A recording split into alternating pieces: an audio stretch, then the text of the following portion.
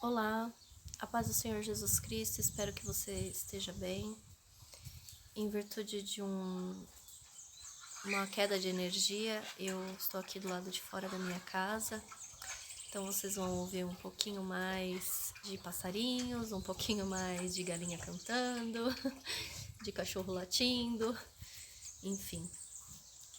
Eu quero trazer para vocês uma mensagem que fala a respeito da fé e a sua contraposição, que é a dúvida.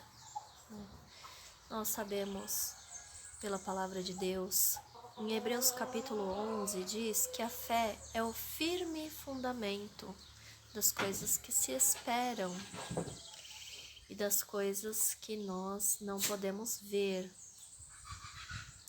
Então, quando a palavra diz que a fé é o firme fundamento, está dizendo que não há espaço para dúvidas.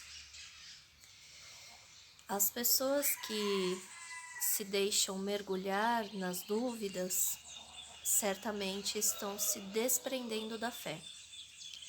Então essa mensagem que eu quero trazer para vocês está no livro do Peregrino, um exemplo prático a respeito disso. Então no livro O Peregrino conta que cristão está seguindo o caminho com o seu amigo esperançoso, à procura da cidade celestial, e num determinado momento o caminho começa a se tornar pedregoso e dolorido para os pés. Então, eles avistam um caminho paralelo e que parecia ser muito mais fácil de caminhar. Nesse ponto, eu já quero explicar aos irmãos que eu entendo que John Bunyan está dizendo aqui a respeito da vida do cristão, que em determinado momento todos os cristãos vão encontrar alguma dificuldade com relação à palavra de Deus. No início, o evangelho parece ser algo maravilhoso, né, que vem para alegrar os nossos corações e tal, mas em determinado momento o cristão encontra algo na palavra que vai chocar ele, que vai contra a sua natureza. Isso acontece porque nós somos carnais e o evangelho é celestial. Se o evangelho viesse apenas para satisfazer o ego do cristão, então nós teríamos sido chamados por Jesus para essa terra. Mas Jesus disse que o reino dele não é aqui. Então, nesse caminho, o cristão vê como se fosse uma escada feita de pedras para que ele ultrapassasse o muro, para que ele pudesse então chegar a este caminho que se chamava Campo do Caminho Paralelo. Então eles começaram a caminhar por este caminho e encontraram uma pessoa que se chama Falsa Confiança. E eles perguntaram para essa falsa confiança onde daria aquele caminho. Falsa Confiança então disse para eles que daria na cidade celestial. Olha o nome do personagem, Falsa Confiança. Queridos, o caminho paralelo, como na história do peregrino, ele parece ser mais atraente. Esse caminho paralelo é quando nós tomamos uma posição com relação à palavra de Deus que não é verdadeira. Nós tomamos uma posição que agrada o nosso ser e que naquele momento nós não estamos preocupados em agradar a Deus o Pai, mas estamos preocupados em agradar apenas a nossa própria vontade. Muitos cristãos tomam esse caminho paralelo.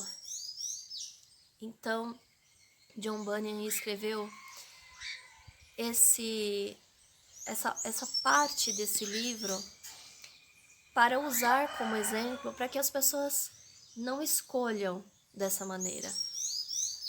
Então, eles continuaram por esse caminho bem mais atraente, bem mais fácil. E quando começou a anoitecer, eles não conseguiam mais enxergar Falsa Confiança que estava caminhando na frente deles. E eles apenas ouviram quando Falsa Confiança caiu num buraco e eles não conseguiram resgatá-lo por causa da escuridão. Ele estava muito machucado e começou a chover, uma chuva torrencial. Foram muitos impedimentos. Eles perceberam que eles estavam num falso caminho, mas as dificuldades diante dos olhos dele foi maior do que a necessidade de voltar para o caminho. Ainda que uma voz falava dentro do coração dele: volte para o caminho.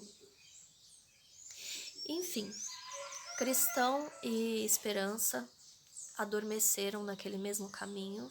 Eles estavam cansados, a chuva, a escuridão, enfim, tudo isso fez com que eles ficassem ali mesmo, adormecessem ali, abrigados da chuva. E então chegou o dono daquele lugar. O nome dele era Gigante do Desespero.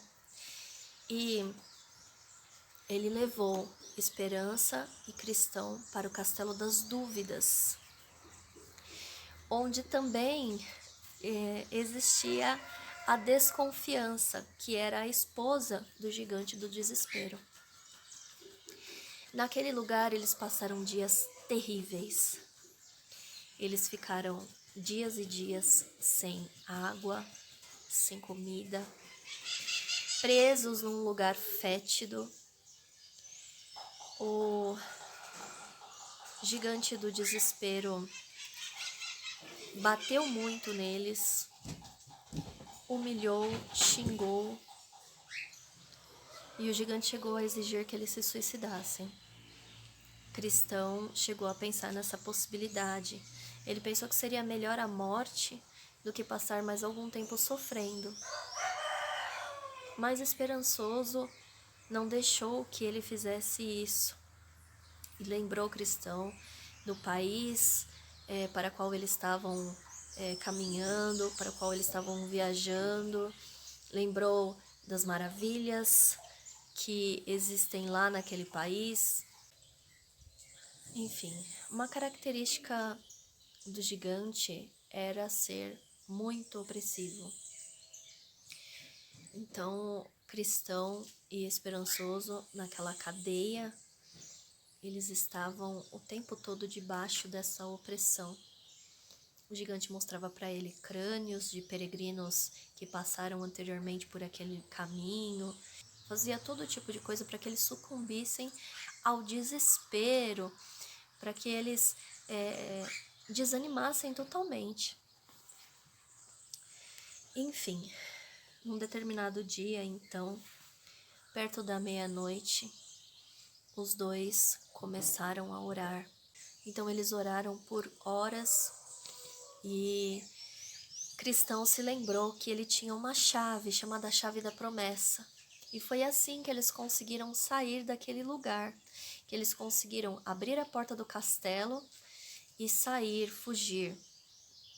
Bom, meus irmãos, a palavra de Deus apresenta muitas formas de você sair debaixo da opressão das trevas. Ela apresenta a autoridade que nos foi concedida pelo Senhor Jesus Cristo através da cruz do Calvário. E quando você estiver numa situação como estavam Cristão e Esperança, você pode então lembrar de algum desses versículos.